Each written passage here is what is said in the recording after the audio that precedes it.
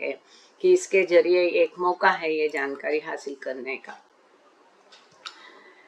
तो कल हमने देखा पौरोहित्य महिलाएं जितनी भी है इनके बारे में जो हमारी जानकारी पढ़ना है ये पूरा हो गया था। और अभी जो पाश्चात्य महिला शुरू होगी, लेकिन उसके पहले कल हमने डॉक्टर नीलू का देखा। आज हम एरच जसावाला और मेरवान जसावाला ये दोनों भाइयों के बारे में पढ़ेंगे और उसके पश्चात जो पाश्चात्य महिलाएं हैं इनके बारे में पढ़ना हमारा शुरू हो जाएगा। उनकी जानकारी हम पढ़ेंगे, प्राप्त करेंगे। तो पढ़ना शुरू करते हैं। एरच बहराम जसावाला। इन लोगों में क्या होता है ना, पारसी लोगों में काफी सारे नाम रिपीट होते हैं। जो बहराम शाह आपने देखा होगा कि कई जगह ये नाम आया है अभी तक, है ना। तो इस प्रकार से होता है।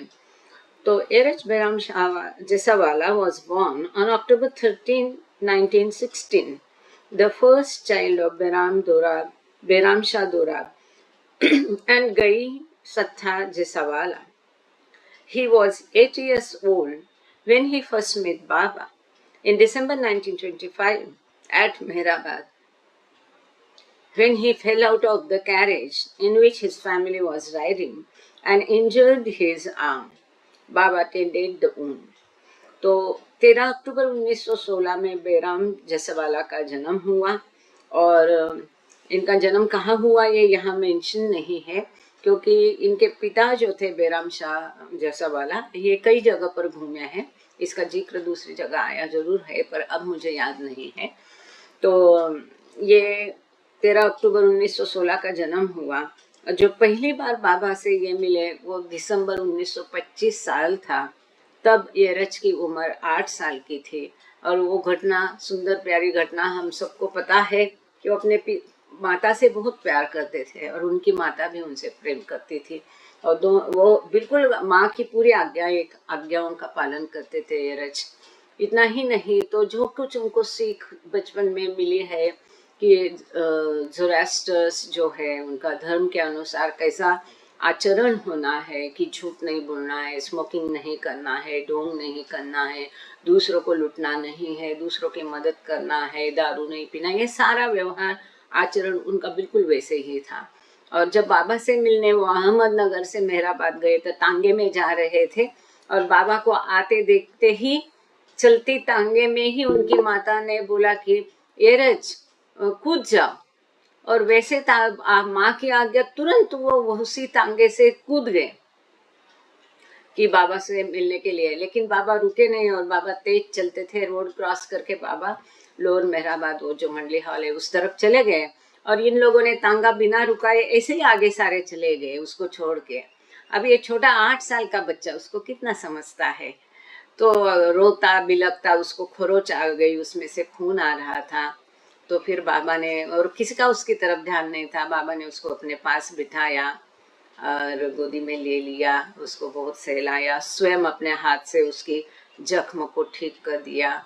और बाबा की वो मीठी मुस्कान, बाबा का प्रेम, तो ये जो जादू कर गया उनके जीवन पर एरच के, वो हमेशा के लिए। कहते हैं कि मैं इतना भावुक उस समय हो गया कि बाबा ने मुझे इतना ध्यान दे के मेरा कह लिया। मेरे माता भी मेरा ध्यान नहीं दे रहे लेकिन बाबा ने मेरा ध्यान दिया, ये बात उनको बहुत ये हो गई। Erich applied to the University of Banaras to study engineering, but when Baba called him to Nasik in April 1937, he asked, "Why don't you become my engineer instead?" Baba called Erich to Panchgani a year later and asked, "If I were to ask you to leave everything behind and come and stay with me, what would your answer be?" Erich replied, "By your grace, anything is possible." Erach का स्वभाव अलग था। ये दुनिया से, जीवन से प्रेम करते थे। उनके बहुत सारे दोस्त थे, गार्डनिंग करना, खेल कूद, इनमें उनको बहुत दिलचस्पी थी। और अपने आहोश में इनको करने के लिए बाबा लगातार उनके घर बैठ देते थे। जब भी बाबा आते थे उनके घर पर तो उनको खेल कूद और दोस्तों से बिछुड़ना पड़ता था। तो ऐसी एक भेंट में जब बाबा आए तो बाबा आते ही पीछे के दरवाजे से ये गायब हो गए, क्योंकि उनको खेलना था। तो धीरे धीरे बाबा ने उनके ऊपर अपना ये किया और आगे जब उन्होंने बनारस की यूनिवर्सिटी में इंजीनियरिंग के लिए उसने एडमिशन ली थी, एम्बिशियस बच्चा था, तो बाबा ने उसे कहा नासिक में अप्रैल 1937 में कि इसके बदले तुम मेरा इंजीनियर क्यों नहीं बनते। और जब हम लोग वो कहानी जानते हैं कि वो उनको 5 गणी बुलाया गया और अचानक बाबा ने पूछा क्या तुम सब कुछ छोड़ छाड़ कर मेरे पास आ सकते हैं, और एरच ने कहा कि आपकी कृपा से कुछ भी संभव है। एरच कहते थे, अंत तक हमें याद है, मंडली हॉल में कई लोगों ने सुना होगा, मुझे मालूम नहीं कि मैंने ऐसा उत्तर क्यों दिया। वो कहते थे मैं नहीं जानता हूँ बाबा ईश्वर है, अवतार है, मैं तो उनका दास हूँ, इतना मैं जानता हूँ, हमेशा कहते थे। Erach, along with his parents, sisters and brothers, joined Baba permanently on August 1st, 1938, little more than 4 months prior to the departure of the Blue Bus tour. तो जैसे कल हमने देखा कि किसने एकदम ब्लू बस टूर के पहले ही अप्रैल में ही बाबा से आके मिली थी, तो उसी प्रकार से यहाँ पर ये एरच भी 1 अगस्त 1938 को अपने भाई बहन सारा परिवार माता पिता के साथ वो आके बाबा के साथ हमेशा के लिए रहने लगे 1 अगस्त 1938 में। और हम जैसे कि देखते हैं महज 4 महीने में ही ब्लू बस यात्रा शुरू हो गई थी इसके पश्चात। और जैसे देखते हैं कि ब्लू बस यात्रा में बहुत महत्वपूर्ण भूमिका एरच ने निभाई है। जहाँ भी बहुत खतरनाक यात्रा होती थी, ट्रैवल होता था, रास्ते होते थे, वहाँ बाबा ड्राइविंग के लिए एरच को बोलते थे। ये सारी रोमांचकारी हकीकत हम लोग पढ़ चुके हैं, आप लोगों को याद होगी, और उसको जरूर याद करते रहना। जब बाबा से ये मिले तो उनकी उम्र 22 साल थी, 22, एकदम जवानी में ये बाबा से मिले हैं। Erach devoted his life to the service of his master, and although Baba ordered him to wed in 1945, the marriage was never consummated. तो बाबा से ये 22 साल की उम्र में आके मिले और बाबा ने 1945 में उनको शादी के लिए कहा, लेकिन वो शादी कभी शादी वाले जीवन उन्होंने जिया नहीं, वो हकीकत हम सब जानते हैं उसके बारे में। Erach served as बाबाज interpreter. इसके बारे में और अधिक जानना है तो बताइए, कभी बाद में एरच के अपने शब्दों में क्यों हुआ, कैसे हुआ, ये सारी जो घटना है हम बाद में पढ़ेंगे। एरच की जो दूसरी किताब दवाना ने लिखी है उसमें ये हकीकत पूरी आई है।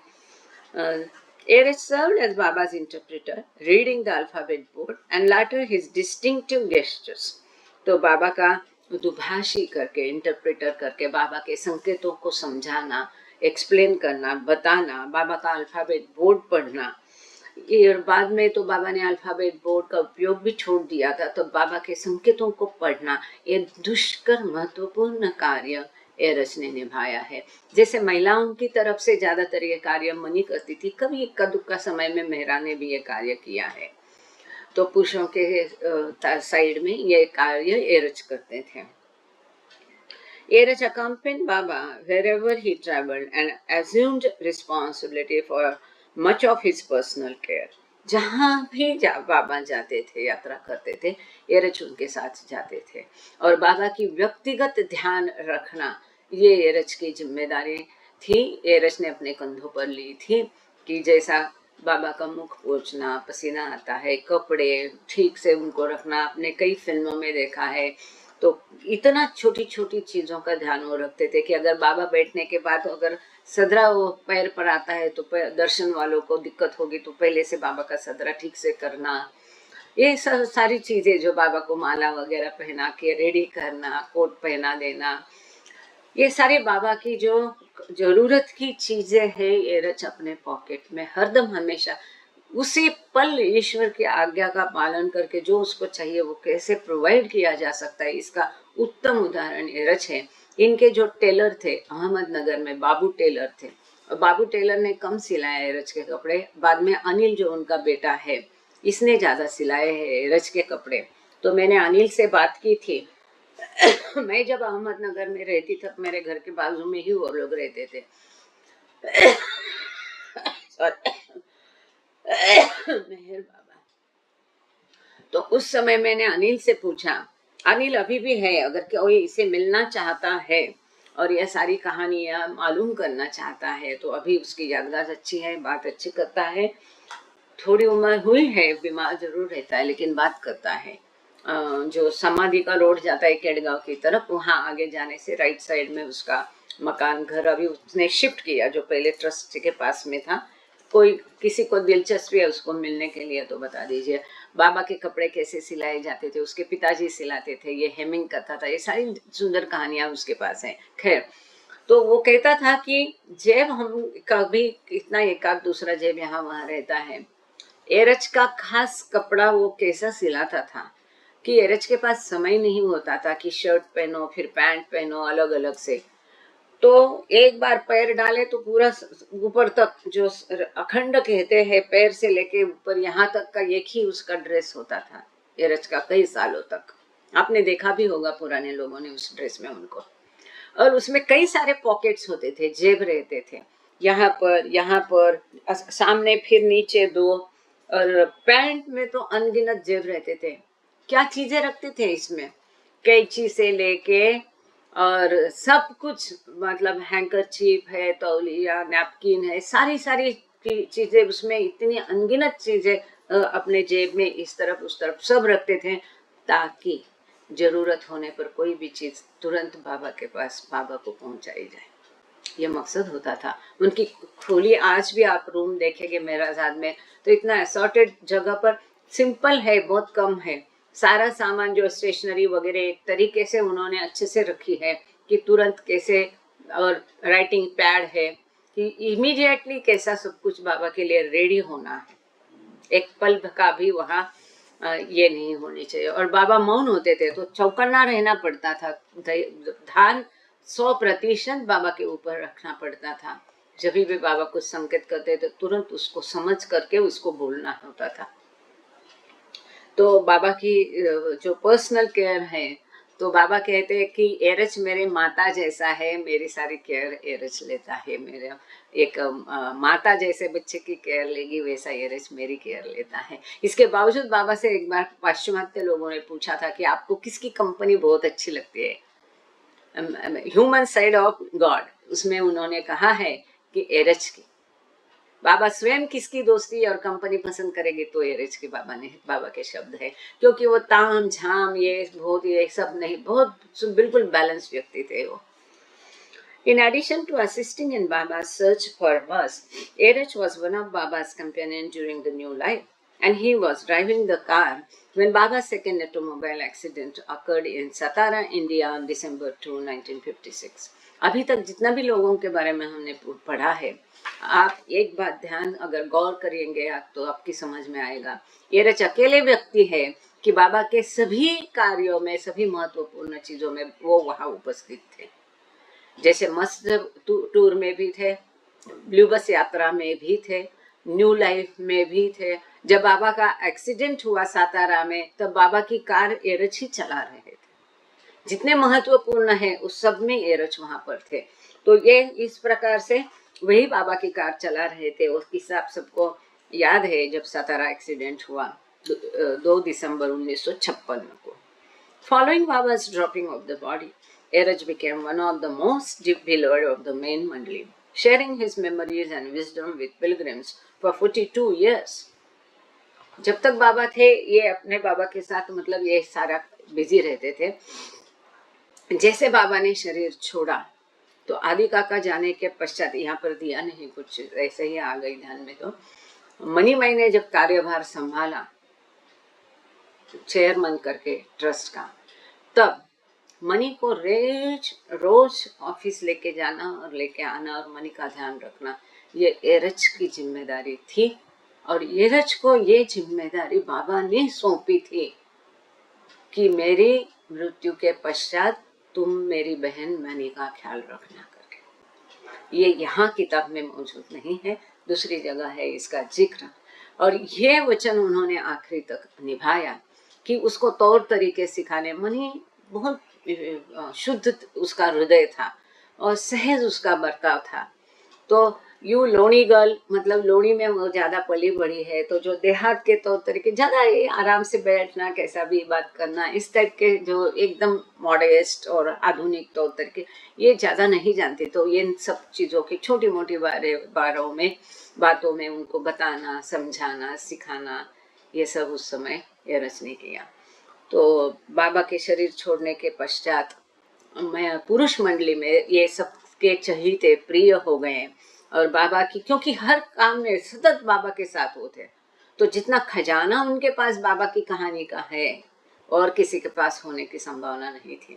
तो सारे पिलग्रिम्स के साथ बिना थके ये बाबा की कहानियां शेयर करते थे।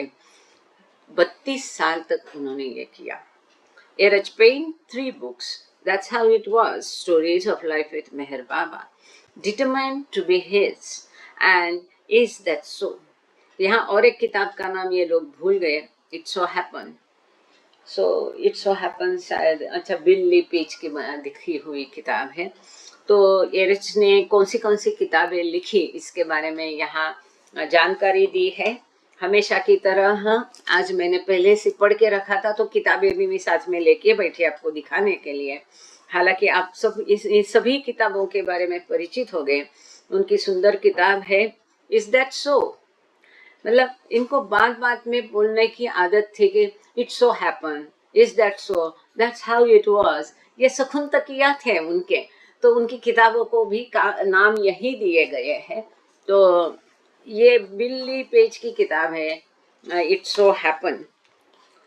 तो ये काफी सारी इसमें जो ये सबसे पुरानी है इसका कवर, कि एक बाबा प्रेमी है उनको पढ़ने के लिए किताब दी तो उन्होंने कवर लगा के दी।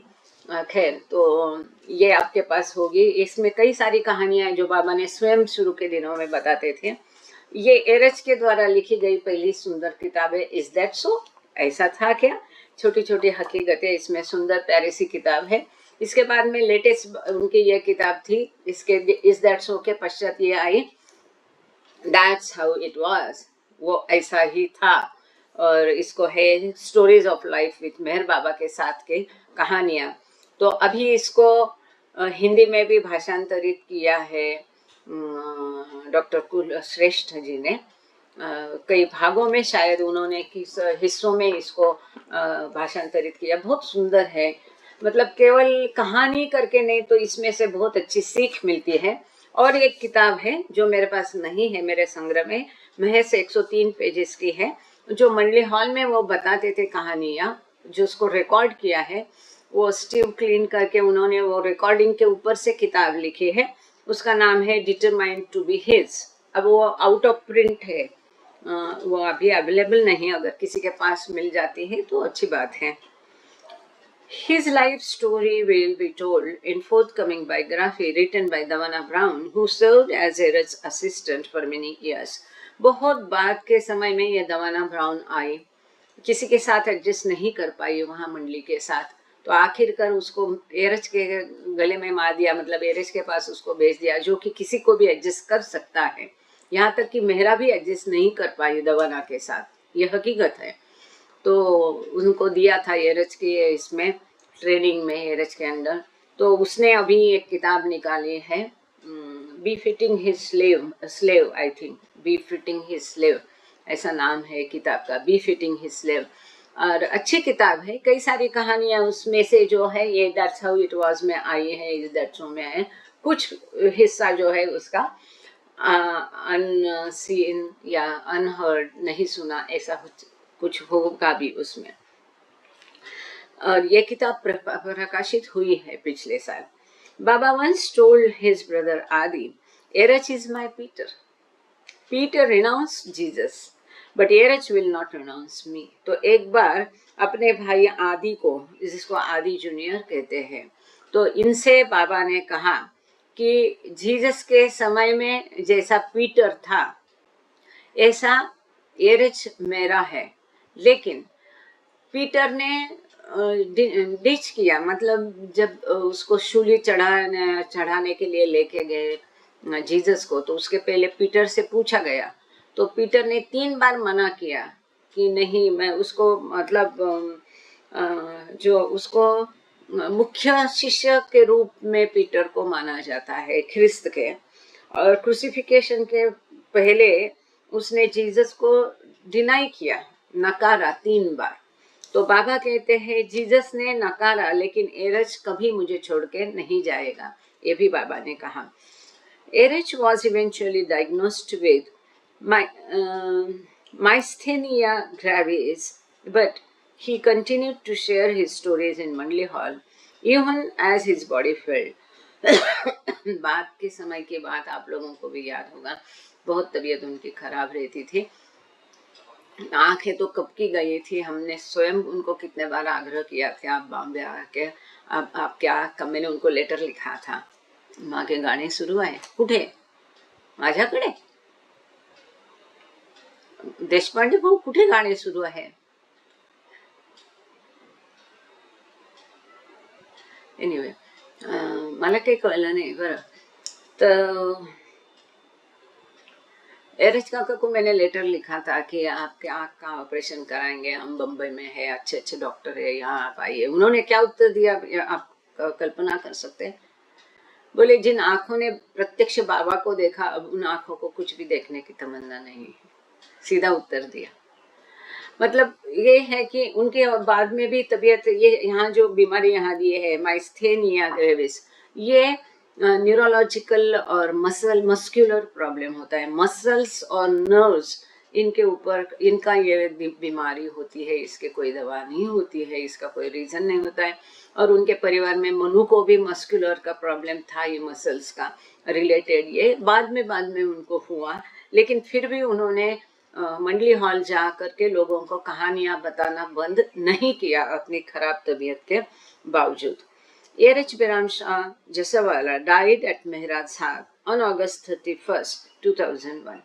2001 में 31 अगस्त को मेहराज में ही एरच का देहांत हुआ, जब उनकी उम्र 84 साल की 84 इयर्स थी।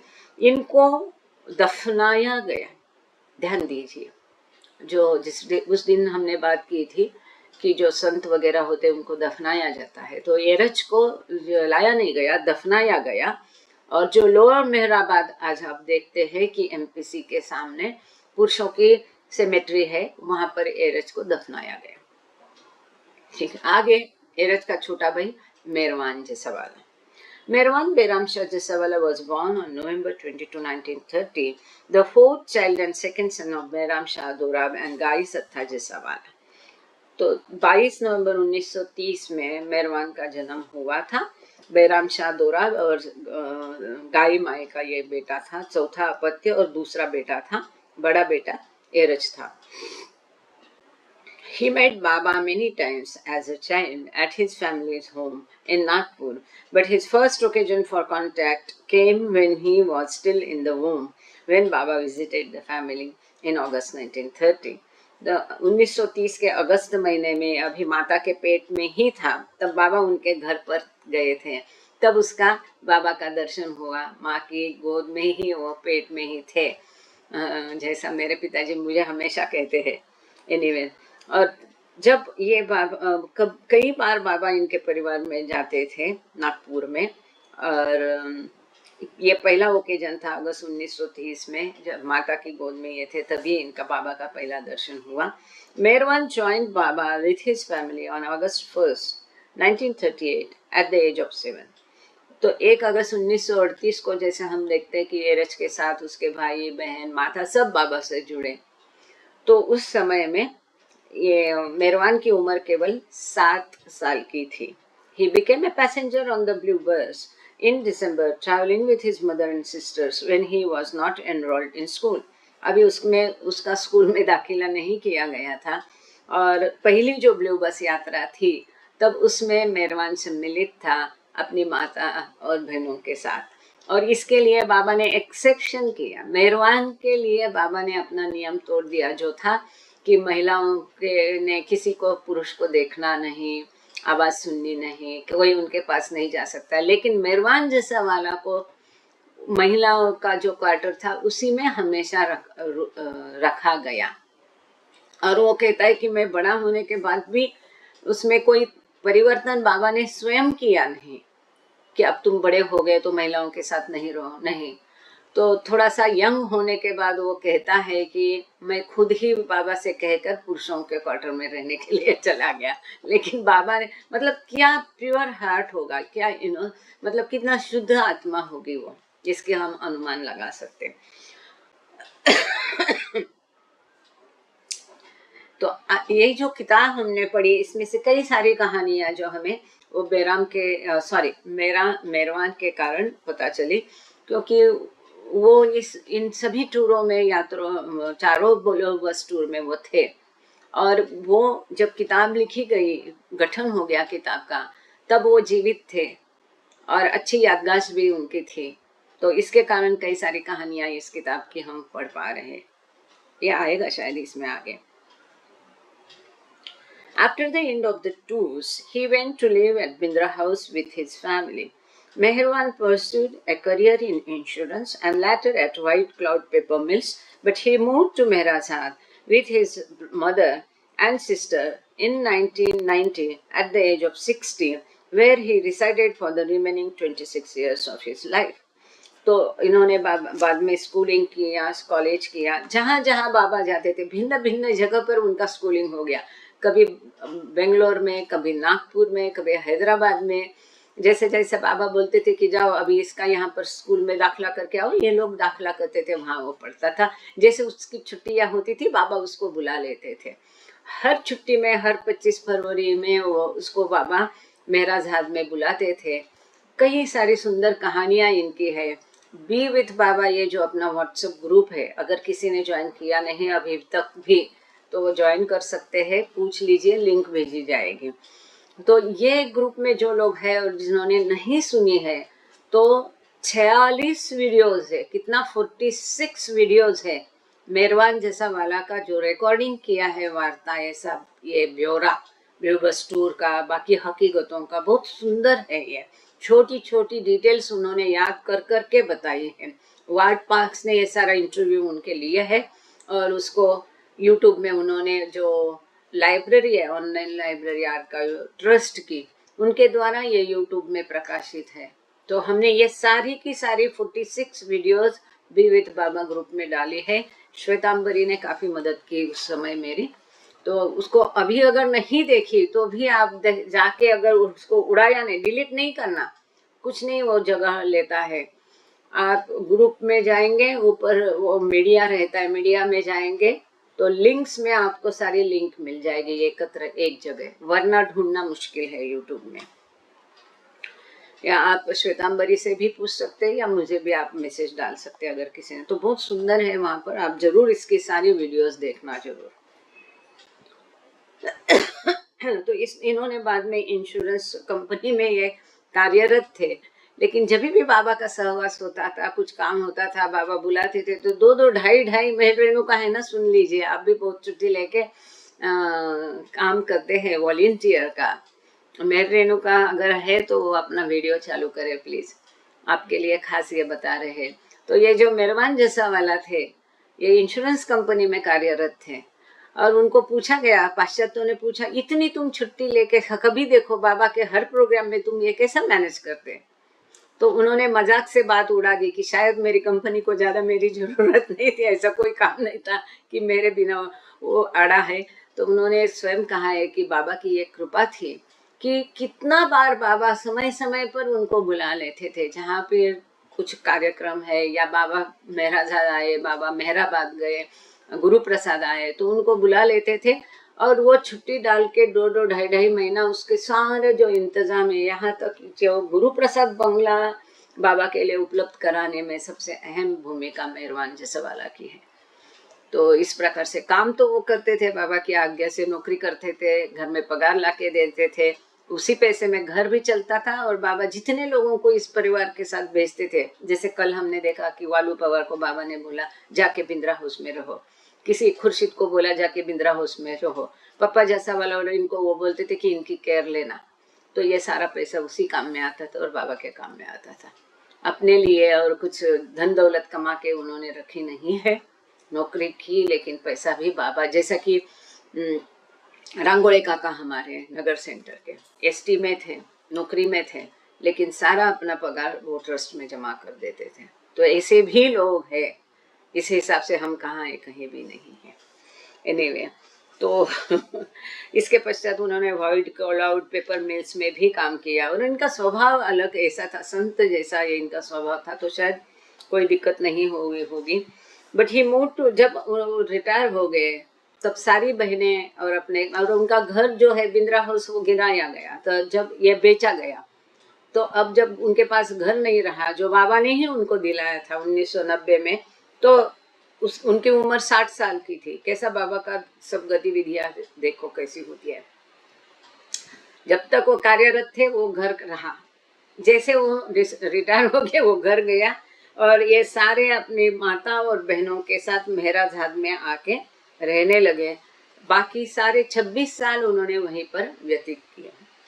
लेकिन हम लोग उनको देखते थे, क्योंकि ये जो इन्फिनिट इंटेलिजेंस किताब हम लोग पढ़ रहे हैं, इसका गठन करके इसका पूरा प्रूफ रीडिंग करना काफी दिक्कत वाला सब काम उसमें मेहरवान जसवाला ने किया है। Merwan's life was an object lesson in being in the word but never of it. जैसा बाबा कहते हैं, be in the word but not be of the word. तो इस जगत में रहकर भी इस संसार के नहीं होने का उत्तम उदाहरण मतलब मेहरवान जसावाला। घर परिवार संभालते थे, उनको पूछा किसी ने तुमने शादी नहीं की, कभी ख्याल नहीं आया?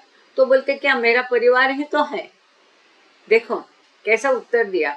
बाबा ने जिन लोगों की केयर लेने के लिए भेजा है, अपनी माता, अपनी बहन, ये सब बोलते थे ये मेरा घर परिवार ही तो है, ये मैं चला रहा हूँ, मार्केट जाता हूँ, सब्जी लाता हूँ, धान खरीदता हूँ, किराना भरता हूँ, सब काम घर का ये एक गृहस्थ जैसा करेगा वैसा काम उनको करना पड़ा।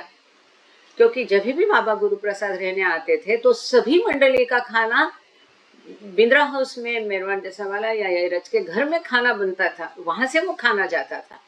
अब इतने लोगों का खाना बनाना कोई चेष्टा तो है नहीं, वो लाके मार्केट से खरीदना ये कोई बड़ा काम, मतलब कोई साधारण चीज नहीं थी। 2 व्यक्ति का घर संभालते हमारे नाक में दम आता है। यह कार्य उन्होंने जीवन भर किया और इसीलिए कहा है कि be in the word but don't be of the word. अगर इसका कोई उत्तम उदाहरण चाहिए कि संसार में रहकर भी संसार के ना हो, तो वो है मेहरवान जसावाला।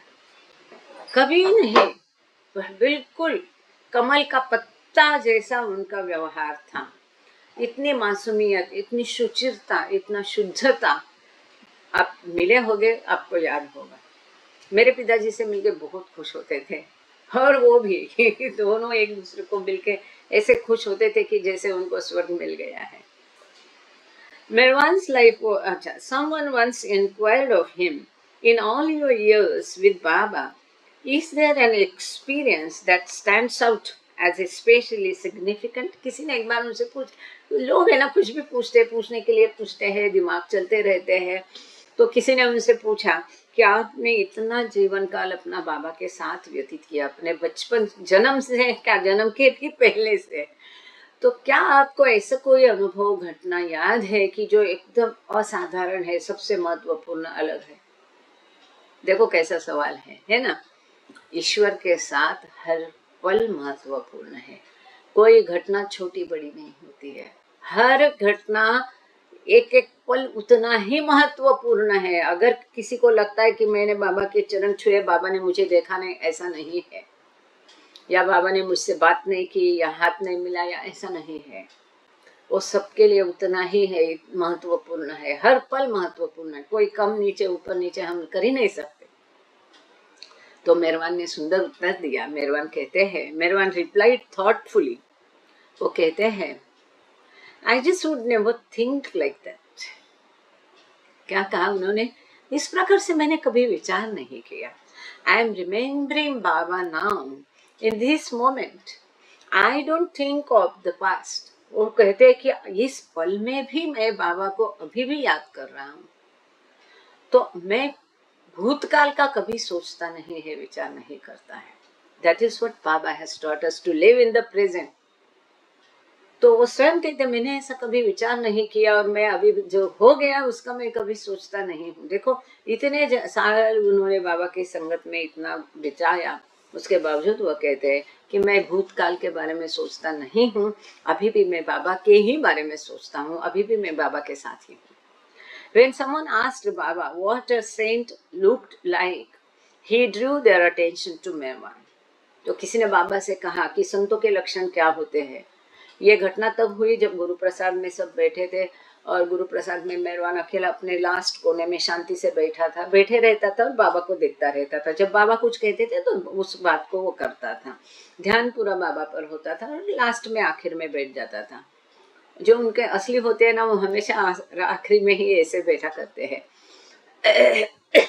तो जैसे ये सवाल उपस्थित किया तो बाबा ने मेहरबान जहाँ बैठा था तो मेहरबान की तरफ उंगली निर्देश, बाबा ने उंगली निर्देश किया और कहा ऐसा। संत कैसा होता है, संत के लक्षण क्या होते हैं, तो उसके लिए बाबा ने मेहरबान जैसा, मतलब मेहरबान स्वयं एक संत है, ये बाबा ने स्वयं कहा कि ऐसा संत होता है।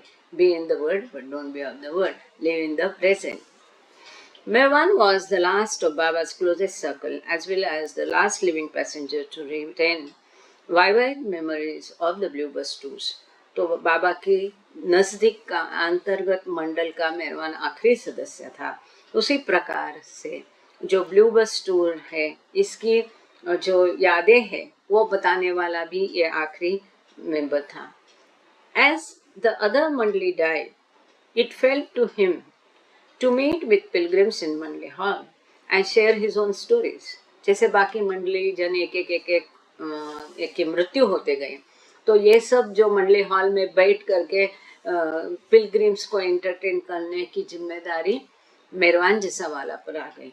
और ये दुर्भाग्य की बात है कि कई लोग होते हैं, नए होते हैं, उत्साही होते हैं, इनको पता भी नहीं होता है who is Rustu Mirani, who is Meherban जैसा वाला। वो लोग पूछते हैं, और कई बार मैंने स्वयं देखा है कि उसको कोई ध्यान भी नहीं देते थे।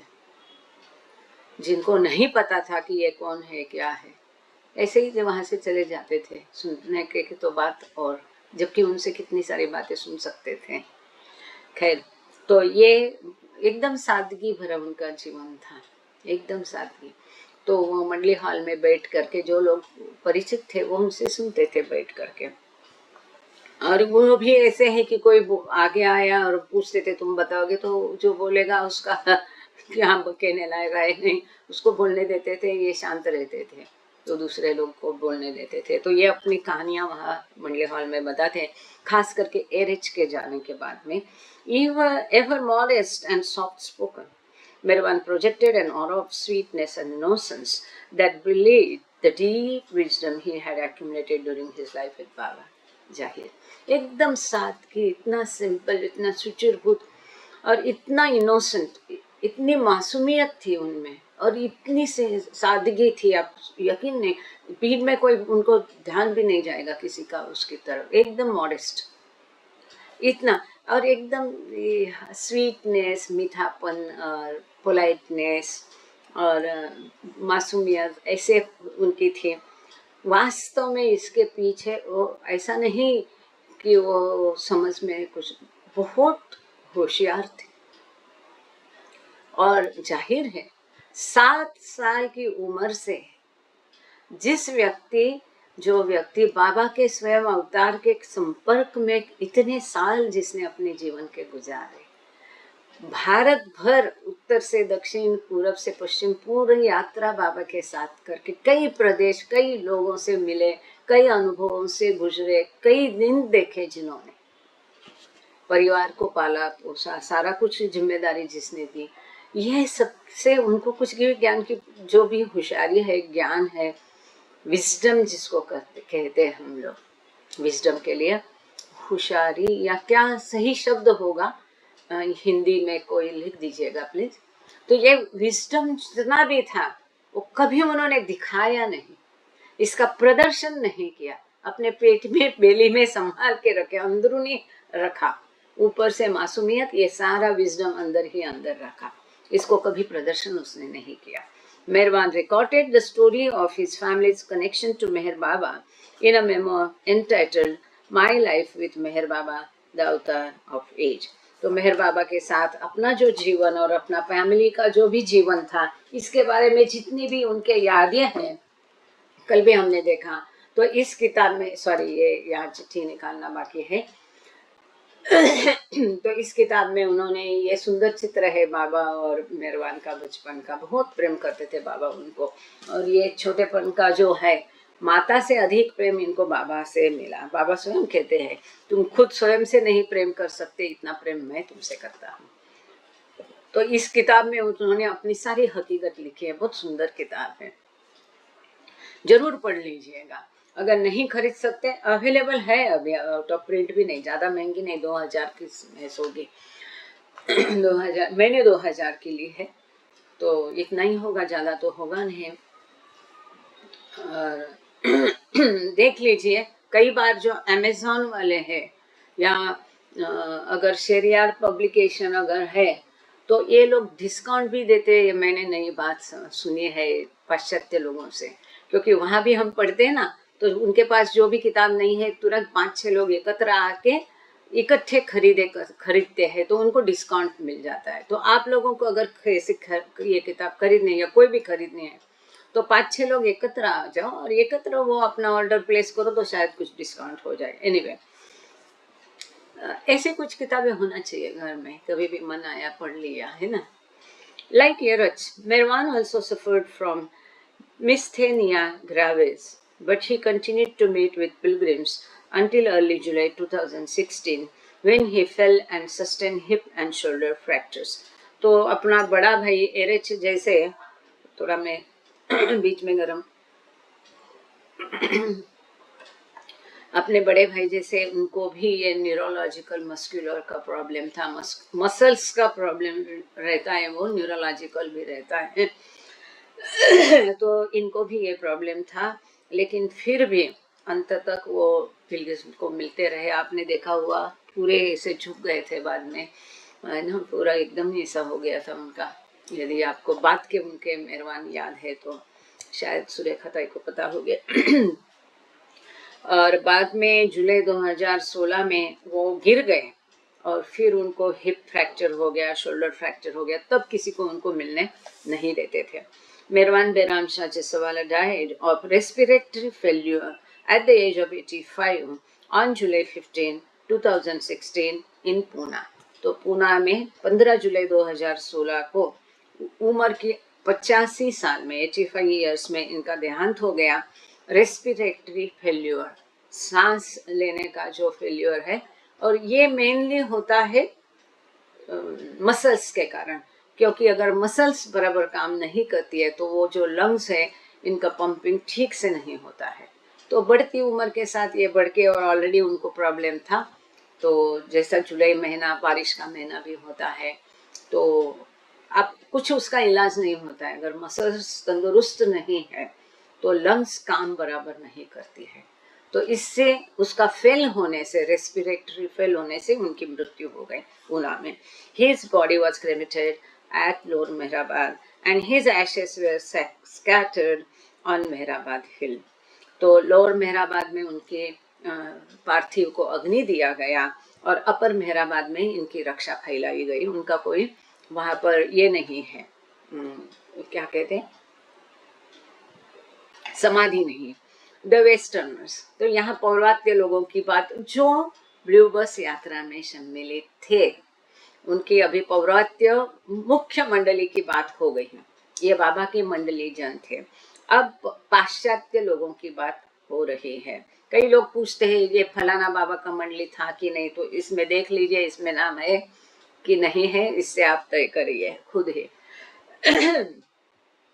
आगे है द वेस्टर्नर्स, पाश्चात्य लोग, जितने मुख्यत्वे ब्लू बस टूर में सम्मिलित थे, इनके बारे में यहाँ ब्यौरा दिया गया है।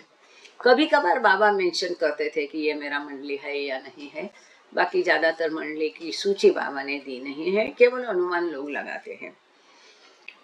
तो पाश्चात्यों में पहली है किटी देवी, कैथरीन, उसका नाम कैथरीन था।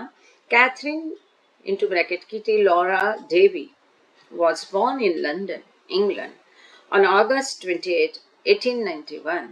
The daughter of John and Helena Davy. John और हेलेना देवी उसके माता पिता है। और 28 अगस्त 1891 में 1891 में इसका जन्म लंदन इंग्लैंड में हुआ। तो बाबा से 3 साल ये बड़ी थी। ये मैं क्यों कह रही ये भी आप आगे देखेंगे। She was a music teacher. अगर मैं भूल जाऊं तो मुझे याद दिलाना कि क्या कहने वाले थे हम।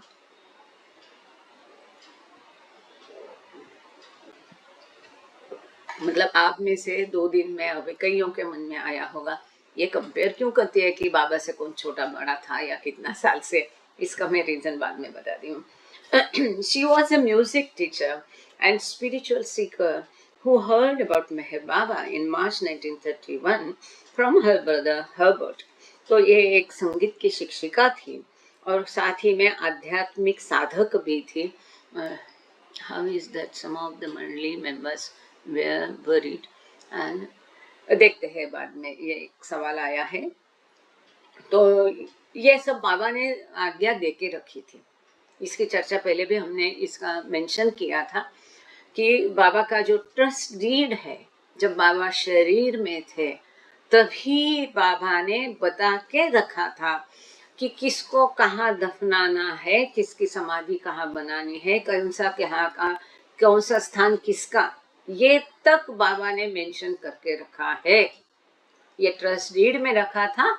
और ये तो हम बचपन से सुनते आए कि बाबा ने पहले से ये स्पष्ट किया है कि समाधि से चौथी जगह में कौन, तीसरी में कौन, दूसरे में कौन, पहली में कौन, लेफ्ट में कौन, राइट में कौन, ये सब बाबा ने पहले से ही बता के रखा है।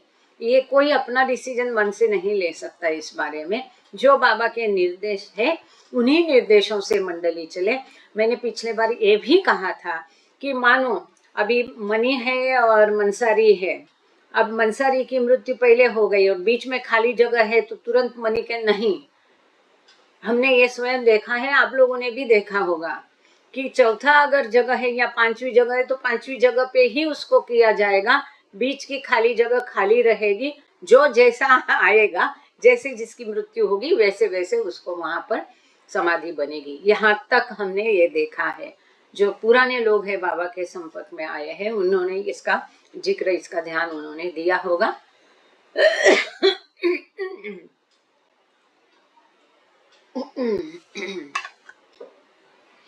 So Kitty and Herbert assisted with preparations for Baba's first visit to the West in September of that year, and she was among those who had greeted Baba when he arrived at London's Victoria Station on September 12.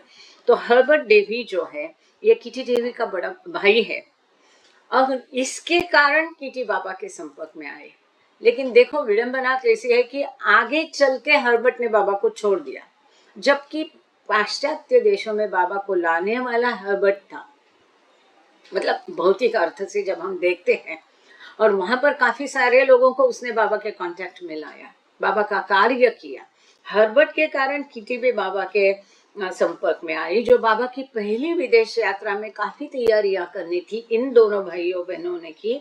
और सितंबर 12 को जब बाबा London के Victoria, यहाँ बॉम्बे का VT नहीं, London का Victoria station पे जब बाबा आए तब उनको रिसीव करने में किटी देवी भी थी, क्योंकि हर्बर्ट के कारण, क्योंकि हर्बर्ट ने ये सारी व्यवस्था की थी उस समय।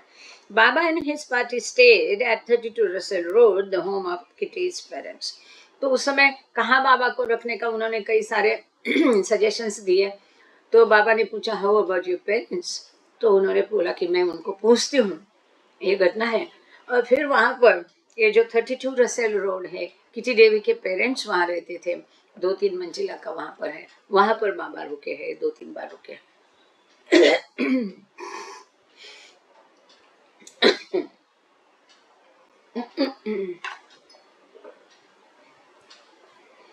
Kitty later recalled, I was conscious for the first time of a deep response to Baba's pure love. This is very important. तो किटी कहती है कि पहली बार में जो बाबा का गहन प्रेम है, इसके शुद्ध प्रेम मैंने महसूस किया और उसके बारे में मैं सचेत हो गई। मुझे उसकी भनक लग गई। I had not felt that intense great spiritual love before.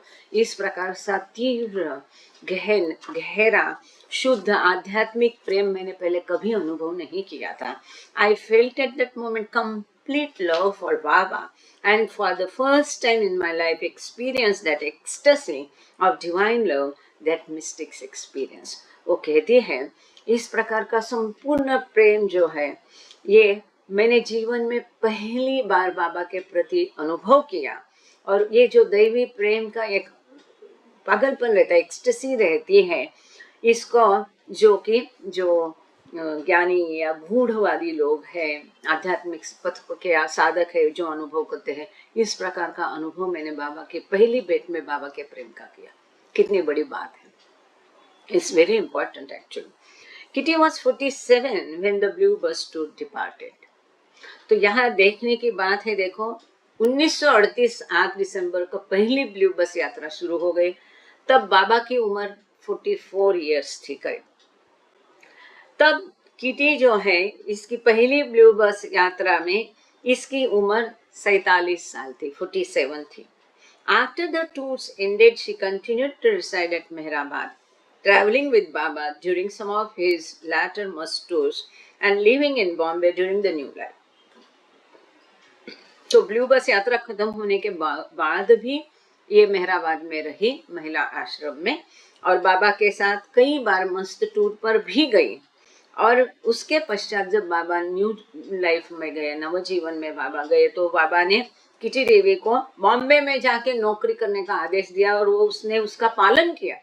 वहां जॉब ढूंढा उसने बॉम्बे में, यहाँ आकर उसने जॉब की। She remain in India for a total 15 years, 15 साल तक वो बॉम्बे में रही। किटी सो ये ब्रिटिश थी, ठीक है ना। ये कौन ब्रिटिश था कौन अमेरिकन था ये ध्यान रखना आप लोग, बाद में हम पूछेंगे हाँ कि कितना कौन याद रखता है, देखेंगे। Sorry. Kitty accompanied Baba to the West in 1952 and was riding in the second automobile when the accident occurred at Prague, Oklahoma. तो 1952 में बाबा का पश्चिमी जगत में ओखलामा प्राग में जो पहला कार का एक्सीडेंट हो गया, तो उस एक्सीडेंट के समय भी किटी देवी वहां थी, लेकिन जो दूसरी कार पीछे आ रही थी उसमें वो यात्रा कर रही थी। Later, Baba asked Kitty to stay on at Meher Spiritual Center in Myrtle Beach and assist its founders, Elizabeth Patterson and Norina Matchbelly. क्योंकि हम देखते हैं एलिजाबेथ पैटरसन बुरी तरह से घायल हो चुकी थी, बाबा मेहरा ये भी बुरी तरह से घायल हो चुके थे।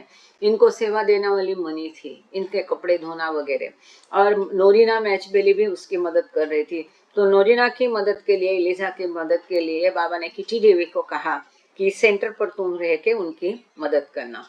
Kitty served as treasurer of its board of directors from 1960 when the first officers were elected until her death.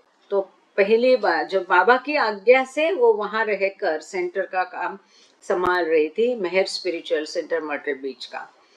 तो 1960 में जब पहला बोर्ड ऑफ डायरेक्टर्स का गठन हुआ, जो कि बाबा की निर्देशों से हुआ था, तो आखिर मृत्यु तक उसने वो कार्यभार ट्रेजरर करके वहां पर संभाला। She returned to India to attend the East-West gathering in 1962. She also attended 1969 darshan after Baba dropped his body and made several other visits afterwards. 1962 में जो ईस्ट वेस्ट पूर्व पश्चिम का गैदरिंग हुआ पूना में गुरु प्रसाद में, ये भी उसने अटेंड किया। और 1969 में जो ग्रेट दर्शन कहते हैं, तो बाबा ने शरीर छोड़ने के बाद अप्रैल महीने में गुरु प्रसाद में हुआ, ये भी उसने अटेंड किया। और कई बार वो भारत इंडिया आती रही। बाबा's name for Kitty was Saroja, meaning lotus. तो बाबा ने इसका निकनेम रखा था सरोजा, मतलब कमल। Kitty had more opportunities to be with him than most of the other Westerners, and she composed a memoir entitled Love Alone Prevails, a story of life with Meher Baba. तो बाकी सभी पाश्चात्यों से सबसे अधिक समय किटी देवी को मिला बाबा के साथ रहने का, बाबा के सहवास में रहने का। और अपनी सारी हकीकत उसने, एक बहुत सुंदर किताब है, आप में से कई लोगों ने पढ़ी होगी, बहुत पुरानी है, मतलब काफ़ी दिन में, मेरे ख्याल से कॉलेज में हो गई या तभी ये किताब पब्लिश हो गई थी। लव अलोन प्रिवेल्स, ऐसी ये किताब है। तो ये किताब उसने a story of my life with Meher Baba, Meher Baba के साथ मेरे जीवन की ये कहानी, सुंदर किताब है। अगर आपने नहीं पढ़ी है तो ये मेरे ख्याल से अभी भी उपलब्ध है और जरूर इसको पढ़ना चाहिए। लव अलोन प्रिवेल, सुंदर किताब है, किटी डेवी द्वारा लिखित। Katherine Kitty Laura Davy died on December 31, 1991 at the age of 100। पूरे 100 साल जीने वाली एक इतनी अकेली महिला है अब तक हम जितना पढ़े हैं बाबा के पूर्व पश्चिम में। 100 साल तक ये जी। काफी सारी कहानियां हैं उसकी बाद की भी, वहां पर दिलरुबा की भी। इसको दिलरुबा डेज करके एक किताब बाद में भी आई है। तो जो किटी देवी ने बाद के जनरेशन्स को जो कुछ कहा इसके बारे में, दिलरुबा डेज वो भी है अपने पास, दिलरुबा डेज। तो ये कैथरीन उसका नाम था। तो किटी डेवी 31 दिसंबर 1991 में उम्र की 100 साल जीने के पश्चात इसकी मृत्यु हो गई। And her body was cremated and her ashes were sent to India to be interred in the last of the 5 graves to the left of Baba Samadhi। तो वहां होके भी इसका भी दहन किया गया और इसकी जो रक्षा थी इसको भारत भेजा गया। और बाबा की समाधि की लेफ्ट हैंड साइड में, मतलब मेहरा के साइड में 5वें नंबर की इसकी ग्रेव है। आगे चलते हैं। Elizabeth Patterson. Elizabeth Mattock Chapin was born in Chicago, Illinois on July 26, 1896, the daughter of Simon Brooks and Elizabeth Mattock Chapin, after whom she was named। तो ये किटी डेवी कौन थी? ब्रिटिश थी। एलिजाबेथ पैटरसन कौन थी? USA से, America से थी। तो इसके माता पिता का नाम था साइमन ब्रुक्स और एलिजाबेथ मैटॉक चैपिन। तो इनके यहाँ ऐसा होता है कि नानी का, दादी का, माता का ही नाम फिर से दिया जाता है। तो जुलाई 26, 1896 में, बाबा का जन्म है 1894, ये 96 मतलब 2 साल से छोटी है बाबा से। तो इसका जन्म हुआ था शिकागो में। और इनकी फैमिली जो है न्यूयॉर्क सिटी में शिफ्ट हो गई थी जब ये 5 साल की थी और वहीं पर वो पली बड़ी न्यूयॉर्क सिटी में। Elizabeth was 21 when she joined the first motor corps service for American women, doing ambulance motor work at the New York hospitals, docks, and general engineer emergencies during war times। ये बहुत खास बात है Elizabeth Patterson के बारे में, जिसका जिक्र हम पहले भी कर चुके हैं। जो I read it in library too late. Okay, so जो महायुद्ध चल रहा था इसमें मृत शरीरों को जो लेके जाने वाली एम्बुलेंस थी, उसका ड्राइवर का काम एलिजाबेथ पैटरसन ने किया। आप सुन रहे? मृत शरीर, वो भी महिलाओं के। युद्ध में जो महिलाएं मृत हो गई है, इनके शवों को लेके जाने वाली गाड़ी इसने चलाई है। तब उसकी उम्र महज 21 साल की थी। क्या मतलब उसका ये रहा होगा? She became an insurance broker। अब वहां पर ये लोग बाय चॉइस करते हैं सब युद्ध के समय में जो भी कार्य करना है। She became an insurance broker by profession। तो उसका व्यवसाय था इंश्योरेंस का एजेंट वो थी। On November 9, 1927, Elizabeth married lifelong friend Kenneth Askew Patterson, a New York stockbroker। 9 नवंबर 1927 को अपने काफी समय से परिचित मित्र के साथ उसने विवाह किया और उसका नाम था केनेथ एस्क्यू पैटरसन। इसके लिए इसका नाम है एलिजाबेथ पैटरसन। उसका मैके का नाम चैपिन है, पर चूंकि उसने पैटरसन से शादी की, उसका नाम एलिजाबेथ पैटरसन पड़ा। और ये न्यूयॉर्क का एक जाना माना स्टॉक ब्रोकर उसका पति भी था। सेम व्यवसाय उन दोनों का रहा। Elizabeth met Meher Baba during his first visit to America on November 17, 1931 in Harmon on Hudson, New York. ये ध्यान रखना नाम, ये महत्वपूर्ण जगह है जहां पर बाबा ने अपने महत्वपूर्ण मंडली मेंबर को चुना और एकत्र किया या उनसे पहली भेंट हुई है। Harmon on Hudson. तो 17 नवंबर 1931 को पहली बार एलिजाबेथ बाबा से अमेरिका में हर्मन ऑन हडसन में न्यूयॉर्क शहर में मिली। शी लेटर रिकॉर्ड, बाद में वो बताती है, immediately my feeling was one of recognition all the way to the far end of the room where he was seated. I tried to recall where I had seen him before. The feeling was one of familiarity, like meeting a friend in a foreign land, a friend whom one has known well since childhood. Only since that earlier period, the appearance had changed. बहुत सुंदर अनुभव उसने कथन किया है बाबा के साथ। पहली भेंट का अनुभव वो कहती है कि पहली ही मुलाकात में मैंने तुरंत उनको पहचान लिया, जान लिया, मान लिया कि ये ईश्वर है। वो कहती है कि हॉल में, लंबा हॉल था, एक कोने में अंत में बाबा बैठे हुए थे और उनको देखते ही मैं प्रयास कर रही थी कि मैंने इनको कहाँ देखा है। वो कहती है कि मुझे ऐसा लगा मैं इनको जानती हूँ और ये मेरा कोई खोया हुआ परदेशी मित्र है जिसको मैं आज मिल रही हूँ और मैं बचपन से उनको जानती हूँ, पहचानती हूँ। बस तब से थोड़ा सा ये बदल गए हैं, दिखावा इनका देखने में ये चेंज हो गए हैं।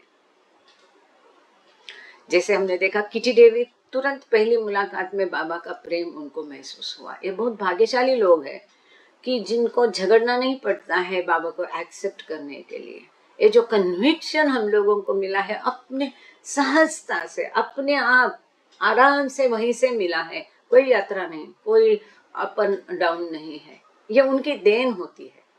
तो इसी प्रकार से इनको भी तुरंत वो कहती मुझे एकदम बाबा मित्रवत लगे हैं कि मैं इनको जानती हूँ, हमारा पुराना नाता है।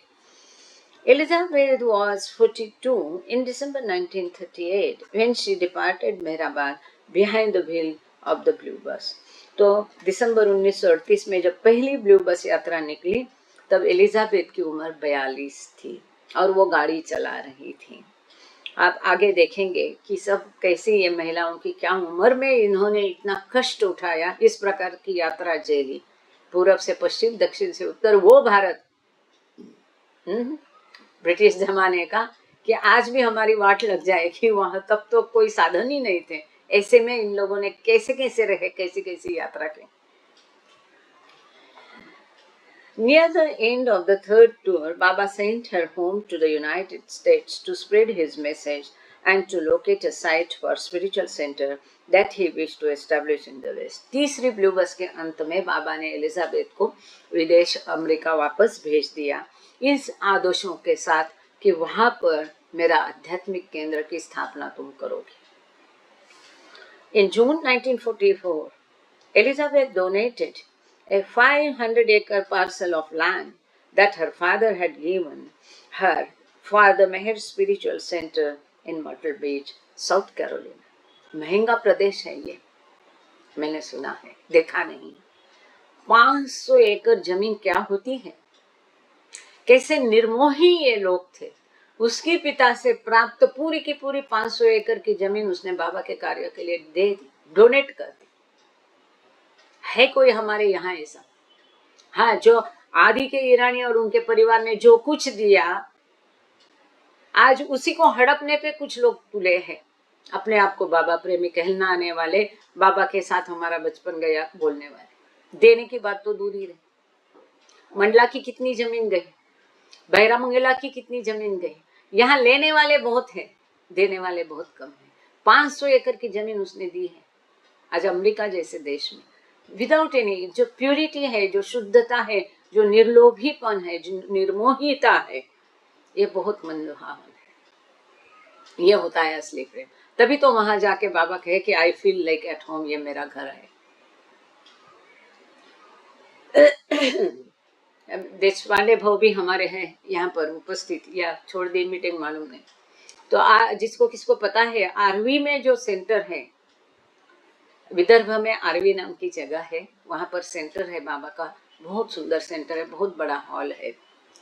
तो वो जो प्लॉट है, जमीन का टुकड़ा है, ये हमारे बीच में जो बलराज देशपांडे भाव हमारे पास रहते, हमारे ऑनलाइन में हमेशा रहते, आप लोग मिले भी होंगे, इन्होंने डोनेट किया है वो प्लॉट, पूरा प्लॉट, जमीन का टुकड़ा इन्होंने सेंटर के लिए जस्ट डोनेटेड है। तो है कुछ लोग अपने बीच में भी ऐसे, तो जब बात निकलती है तो जिक्र जरूर करना चाहिए। कईयों की आज भी हैसियत होगी, हैसियत है, लेकिन तमन्ना, इच्छा, उसका क्या, नहीं होती है, इतना आसान नहीं है। एनीवे, आगे चलते हैं। Elizabeth was instrumental in the creation and running of the center, co-founding and managing it with Norina Matchbilly. She served as president of its board of directors from its inception as a non-profit corporation in 1959 until her death. तो Elizabeth ने वहां पर centre प्रस्थापित करके, और वो जो नोरिना मैचबेली थे, इसके साथ में उसकी सारा उसने मैनेज किया, उसकी वो प्रेसिडेंट रही, और अपनी मृत्यु तक 1959 तक, 1959 को उसका देहांत हो गया, तब तक वो ये नॉन प्रॉफिट कॉरपोरेशन करके इसकी स्थापना हुई है, और उसकी वो अध्यक्षा रही है। Elizabeth returned to India 1947 at Baba's invitation. बाबा ने उनको आमंत्रित किया तो 1947 में वो भारत वापस आई। Back in the United States, she was driving the car in which Baba was riding at the time of his first automobile accident in 1952 and was seriously injured. तो 1952 का जो बाबा का अमेरिका में अपघात हुआ, उस समय वो कार एलिजाबेथ स्वयं चला रही थी, और बाद में बड़ी दुखी थी, महीनों तक अपने आप को कोसती थी कि मेरी गलती हुई, मैंने ऐसा किया, मेरे वजह से। और अचानक उसके बगल में जो किताब थी उसने खोल के देखे, और उसमें वो पन्ना मिला, वो फूल मिला। आपको वो हकीकत है जो बाबा ने उसको दिया था कभी पहले, कई साल पहले, और बता था कि नोट डाउन दिस डेट। तब उसके बाद समझ में आए, तब से उसने अपने आप को कोसना जरा कम कर दिया। सो ये please, it was Baba's wish, I am just yes, thank you. Deshpande वो कहते हैं, और ये कोई पद भी ग्रहण नहीं किए थे, जब तक मुझे मालूम था उसमें इनका कोई पद ग्रहण नहीं था। देशपांडे बहु लिखते हैं बाबा की आज्ञा से। एनीवे, तो चलते हैं आगे। एलिजाबेथ ट्रैवल, और जो ब्लू बस यात्रा में आपने देखा होगा कि एलिजाबेथ ने इतना ड्राइविंग किया, ब्लू बस भी चलाई, कार भी चलाई, ऐसी ऐसी जगह पे, ऐसी ऐसी चोटियों पर हिमालय की, जहाँ रोड नहीं है, रेगिस्तान, पानी और बहती नदी में कैसे कैसे की है, but just no words. Elizabeth traveled to India again in 1962, attended the East-West gathering. She also attended the 1969 darshan after Baba dropped his body.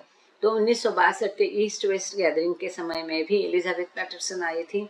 1969 को जो बाबा के देह रखने के पश्चात कार्यक्रम हुआ अप्रैल महीने में, उसमें भी वो आई थी। बाबा gave Elizabeth the nickname Dilruba, Persian for one who ravishes the heart. Elizabeth Catherine Patterson died on December 6, 1980 at the age of 84. तो बाबा ने एलिजाबेथ पैटरसन को नाम दिया था दिलरुबा। किटी देवी को दिया था सरोजा, इसको दिया था दिलरुबा, मतलब दिल खुश करने वाले, दिल को मोह लेने वाली, और बिल्कुल वो ऐसी ही थी। और आप जो पुराने लोग हैं कभी उनसे मिले होंगे, जब भी मेहराबाद ये लोग आते जाते थे, शुरू के दिनों में यही लोग ज़्यादा होते थे, बाकी नहीं होते थे अपने लोग अमर तिथि वगैरह में। कई साल तक भारतीय बहुत कम रहते थे अमर तिथि के टाइम में, बाद में भीड़ होने लगी। सो एनीवे, 6 दिसंबर 1980 में उम्र की 84 साल में उसका देहांत हो गया। Her body was cremated and her ashes were sent to India to be interned in the cemetery for female disciples on March 19, 1981. इसका भी देह को अग्नि दिया गया और उसकी रक्षा को भारत में भेजा गया। महिला शिष्यों का जो सिमेट्री है वहाँ पर उसको दफनाया गया 19 मार्च 1981 में। Her grave marker is inscribed with the words disciple of मेहर बाबा। उनकी समाधि पे लिखा गया है मेहर बाबा की शिष्या। यह एलिजाबेथ पैटरसन का पूरा हो गया। अब हम चलते हैं नोरिना मैच बेली। अब देखो, पहली जो थी किटी डेवी कहाँ से थी? लंदन से थी। एलिजाबेथ पैटरसन कहाँ से थी? यूएसए से थी।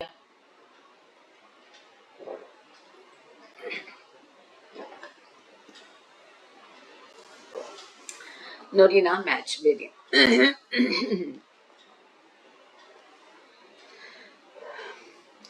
Norina Match Bailey was born Norina Gili in Florence, Italy on March 3, 1880.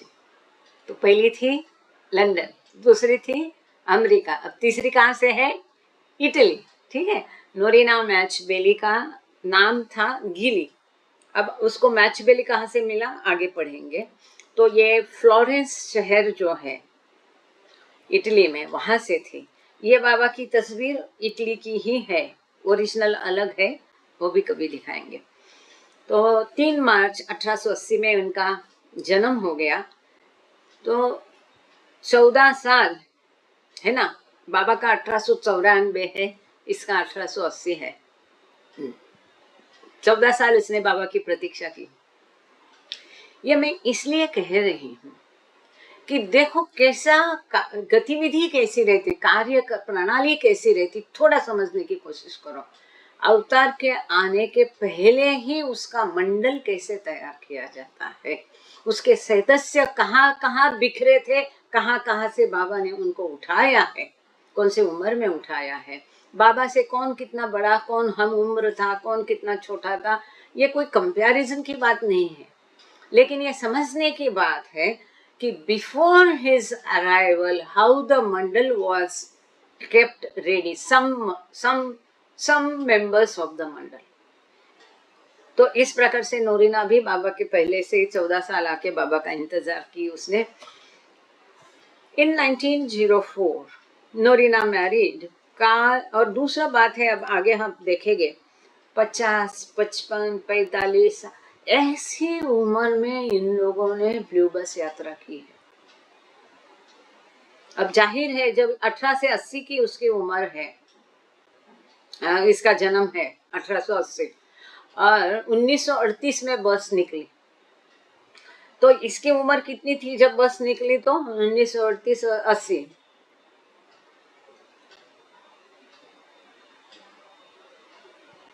है ना, 44 से ऊपर ही थी, करीब 50 क्रॉस कर लिए थे, 50 उसने क्रॉस कर दिए थे। 58 हाँ, तो 58 साल की उम्र में ये नोरिना मैच बेली ने, जो प्रिंसेस रह चुकी है, जो एकदम लविश रहन सहन की आदत जिसकी थी, वो सब चैन छोड़ के, लग्जरी छोड़ के 58 साल की उम्र में पूरब से पश्चिम, दक्षिण से उत्तर, इतनी खड़तर ये जो यात्रा थी उसने इस उम्र में की। इसलिए हम ये सारा ध्यान दीजिए, इसको केवल एक डेट ऑफ बर्थ करके उसको नहीं छोड़ना है, ये भी समझना है इस परिप्रेक्ष्य में कि उसकी उम्र कितनी थी जब ये यात्रा में आई।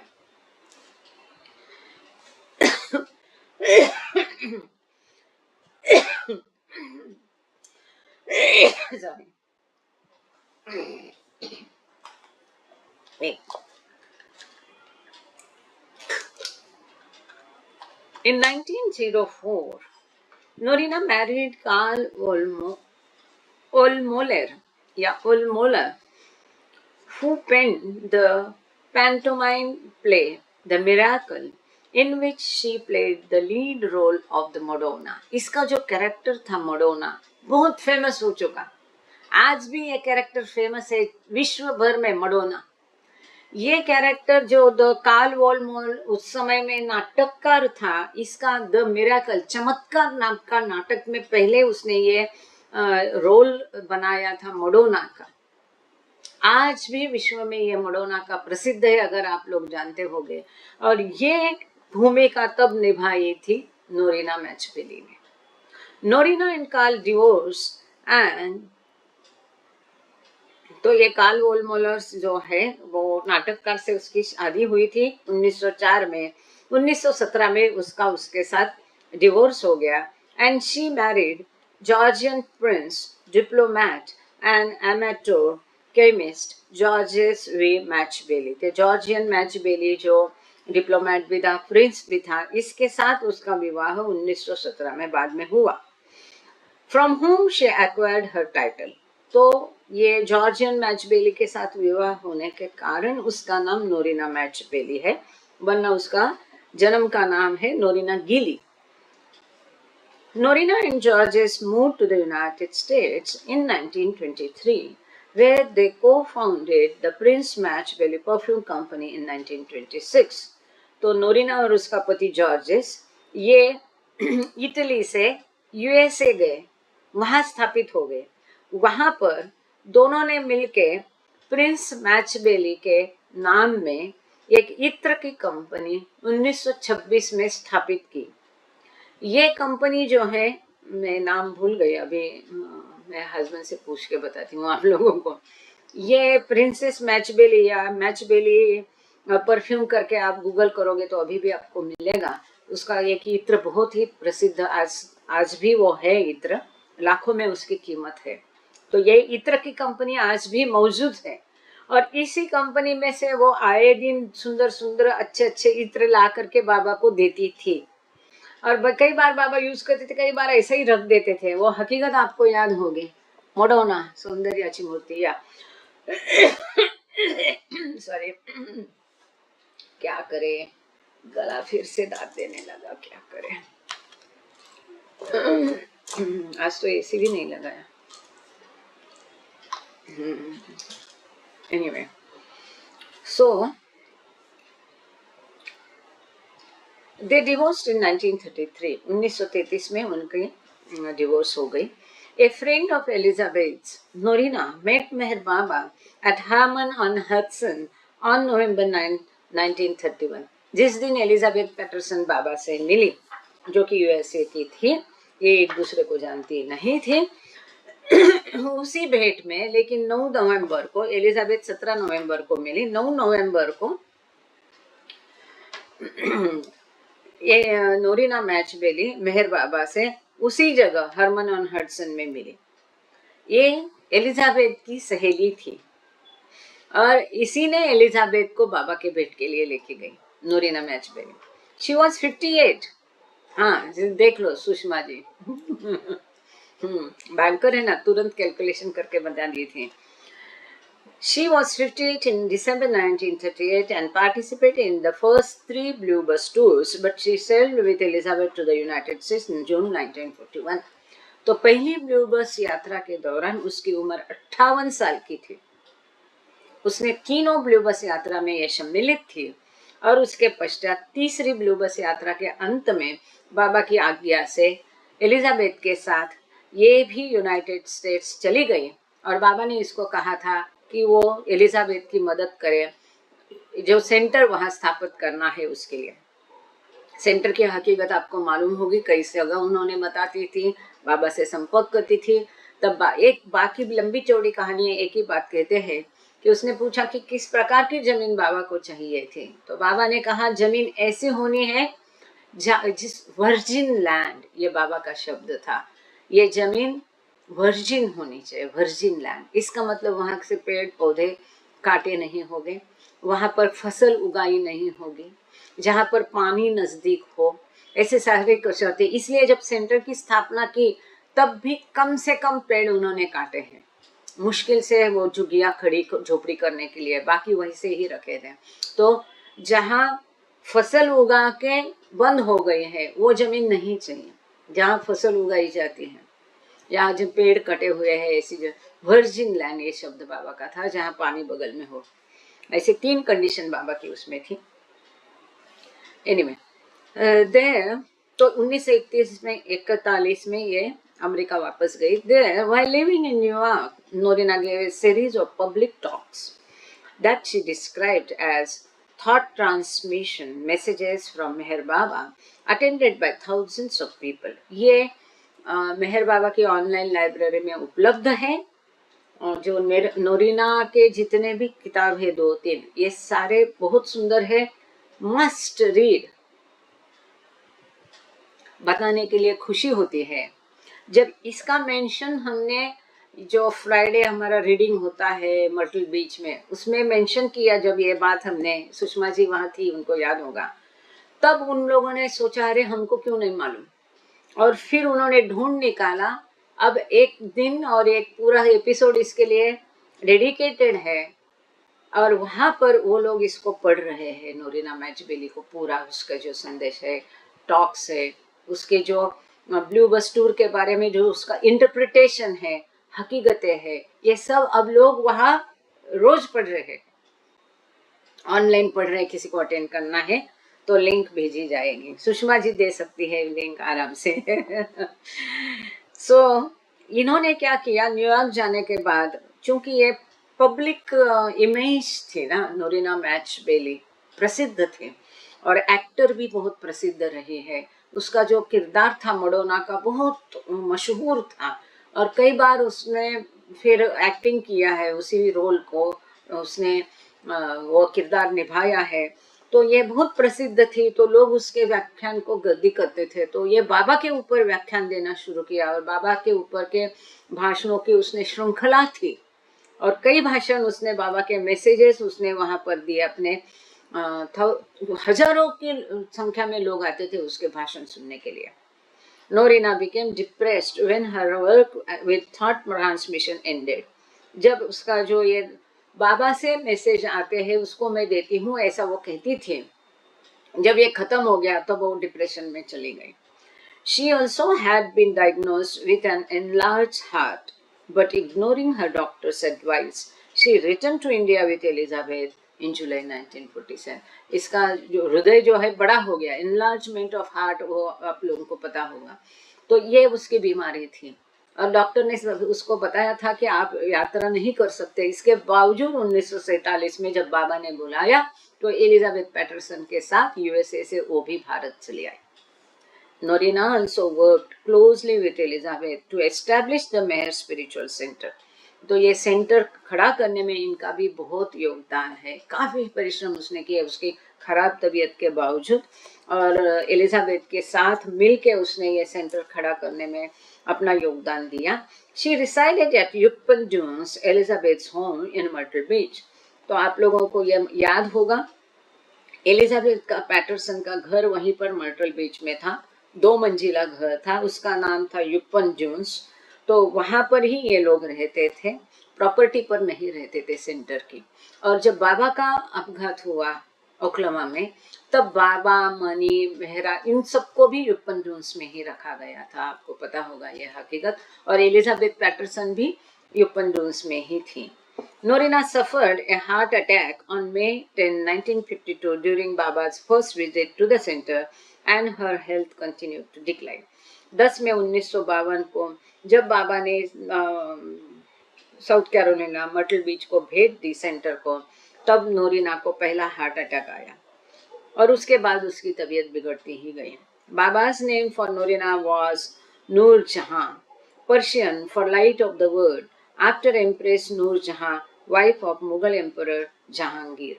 तो जैसे हम देखते, किची देवी को बाबा ने नाम क्या दिया था, सरोजा। एलिजाबेथ पैटरसन को क्या दिया था, दिलरुबा। तो बाबा ने नोरिना मैचबेली का नाम नूर जहां रखा था, जो कि जहांगीर की पत्नी भी थी और संपूर्ण जगत को प्रकाश देने वाली, इसलिए उसको नूर जहां ये नाम बाबा ने दिया था। और Baba said she was the spiritual mother of the Western hemisphere. तो ये बाबा के शब्द है कि पाश्चात्य जो अर्धगोल है, पाश्चात्य जगत की ये आध्यात्मिक माता है। नोरिना मैचबेली के लिए बाबा ने ये कहा था कि पाश्चिमात्य जगत की यह आध्यात्मिक माता है। कौन? नोरिना मैचबेली, जो कि इटली से थी। और नोरिना स्वयं कहती है, I gave up everything to follow him. My money, dramatic career, and social occupations. I live in the world and yet am not of it.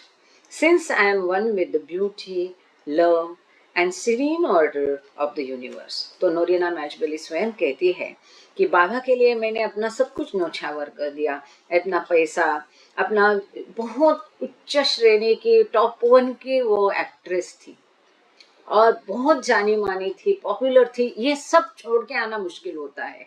इतने ऊंची जगह से वो सब छोड़ के, अपना करियर भी उसने छोड़ दिया बाबा के लिए, ड्रामा का, और जो सोशल, उससे पूरा उधर का संसार उसको जानता था, मानता था, वो सब कॉन्टैक्ट उसने छोड़ दिया बाबा के लिए। वो कहती है, मैं संसार, इस जगत में रहती हूँ लेकिन इस जगत की मैं नहीं हूँ, क्योंकि मैं अब ये जो प्रेम है, सौंदर्य है, ये पवित्रता है, इस पूरे संसार की पवित्रता, सौंदर्य और प्रेम के साथ में रहती हूँ, मतलब बाबा के साथ। Norina told Phyllis Frederick that Baba had told her, you have been my mother twice and my father once, as Jesus father Joseph. तो फिलिस फ्रेडरिक जो है, इसको नोरिना मैचबेली ने कहा, बाबा ने उसे कहा था कि पहले कभी 2 जन्म में वो अवतार की माता रही है, 1 जन्म में अवतार की पिता रही है। जीसस का फादर जो जोसेफ, वो नोरिना मैचबेली थी, ऐसा नोरिना ने कहा है कि बाबा ने उसे कहा है। Princess Norina Matchbelly died at Upton Jones on June 15, 1957 at the age of 77. तो 15 जून 1957 को जब उसकी उम्र महज 77 थी, 77 साल थी, तब जहां वो रहती थी यूपन जून्स, नोरिना एलिजाबेथ का घर, वहीं पर उसकी मृत्यु हो गई। Be happy, my very dear Norina has come to live with me forever. Norina's body was cremated and Baba cabled Elizabeth. Baba ने उसकी मृत्यु के पश्चात, क्योंकि बाबा तभी थे, 1957 की बात है, तो एलिजाबेथ पैटरसन को, जो कि दोनों साथ में रहती थी, काम किया, तो बाबा ने एलिजाबेथ को टेलीग्राम से मैसेज भेजा जब उसकी मृत्यु हो गई नोरिना की, कि खुश रहो, मुझ में हमेशा के लिए रहने के लिए नोरिना आ गई है, मतलब मुझ में समा गई है। Norina's body was cremated and her ashes were sent to India to be interred in the cemetery for female disciples. इनकी भी ऐसा लगता है कि चिता को अग्नि दिया गया, एशेस बोले तो अग्नि दिया गया, ऐसा मैं मानती हूँ। और ये जो रक्षा है उसकी, ये भारत भेजी गई कि महिला सिमेट्री में दफनाने के लिए। Her grave marker reads, Princess Norina was, is and will ever remain Baba's. तो उनकी समाधि पे लिखा है कि ये जो प्रिंसेस नोरिना है, ये बाबा की है और बाबा की थी और हमेशा मेहर बाबा की रहेगी, ऐसा उसमें लिखा गया है। यहाँ हम रुक जाते हैं, अगले मंडे ये रीडिंग होगा, शायद ऋषिकेश से होगा, करेंगे जरूर, तो हम नदीन तॉलस्ताय और बाकी लोगों को पढ़ेंगे। Thank you Baba, thank you all of you. अवतार मेहर बाबा की जय। केशव कुआरे सर है क्या? जय बाबा। कुआरे सर आप प्रार्थना कीजिए। जय बाबा।